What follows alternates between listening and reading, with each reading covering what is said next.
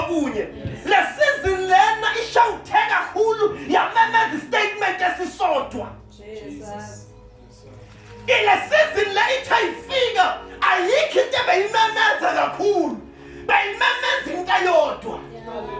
Bethi nyanzalayo umuntu akakwazi ukuphila ngesalary yodwa.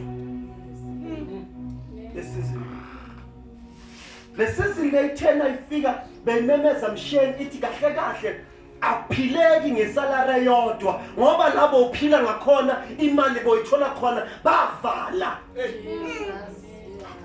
So we want to encourage abantwana bakaNkulunkulu ukuthi banamandla kulamandla banawo abaqala izinto kuze bakwazi ukuphila ngaphandle kwaloko abakubhekile. Babe namanye amandla. Kulamandla basuka banawo bageza amanye amandla. We are solving the problem.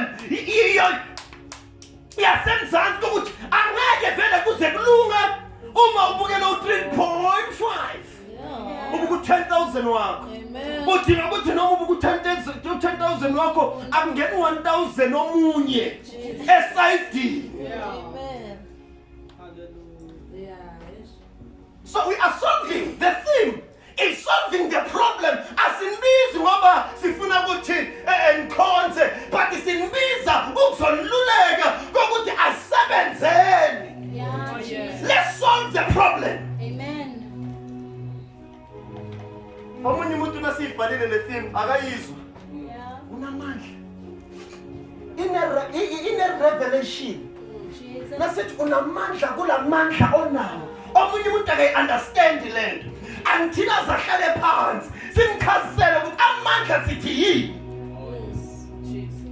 Ithe ifika isizini. Yavala amafeni. Bacabanga ukuthi abantu bayadlala naye wavala. Babatshela ukuthi bangasabushi. But uma uthengisa ama-ice la eceleni bozokwazi ukuthi isinkwa sihlale sikhona eceleni nawo. But because of awukabonanga amanye amandla kulamandla nawo ngabe bowuthengisa mhlawumbe unolomshini lokuthengisa igezi ne-airtime. Amen. Ngabe unolomshini lokuthengisa igezi ne-airtime. Bozokwazi ukuphila nangalokho. Kulamandla osukunawo owatholayo amanye u-add amanye amandla. Amen. Kunezinto ezingabone ezifana nemithanyelo. Angifuni ukunitshela izinto ezinkulu ezohamba nihlangahlangene